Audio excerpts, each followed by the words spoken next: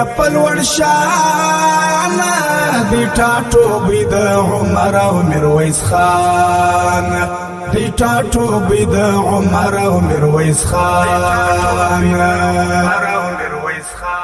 د کندهار ښاروالي د 1403 کال د انکشافي بودیجې څخه چې په هغه کې ډېر کارونه کړي دي، ډېر سړکان یې رغول دي. د هغو د جملې څخه یو همدغه د احمد شاهي مینې سړک دی چې د کندهار ښار په 15 ناحیې کې موقعیت لري او دا سړک به د 1 کیلومتر په اندازه باندې طول لري او عموما په پلان کې خو دا سړک 10 متره دی، خو هغه ډمبر حصه هغه مثلا چې هغه کومه حصه ډمبریږي هغه 7 متره په عرض سره به وي او دا سړک چرې لري دواړو طرفونو ته او دا سړک به د 10 میلیون افغانیو په لګښت سره ان شاء الله العزیز د نن څخه په 3 میاشتې کې رغیږي او بیا به د ټریفیک پر مخ باندې خلاص هر نقصان د ټاټوبې د عمر او میرویس خان.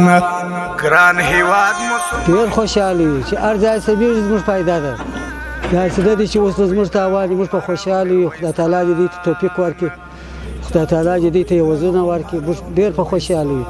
مخکې له دې چې دغه سړکونه جوړ سي یا دغه کمې آبادۍ رامنځته سي، دلته به داسې حال و چې کله به بارانونه کېدل، که به لږ د باران شدت زیات شو په هغه سره به دلته اوبه پر سړکانو ولې ان پیاده روي باندې به خلک نه سوی تېرېدلی، لښتیانو به اوبه نه سوی تېرولی.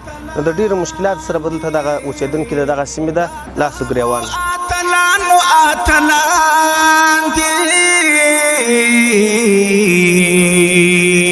چې د ګران وطن دفاع ته دي قربان دی ټاټوبې د عمر او میرویس خان.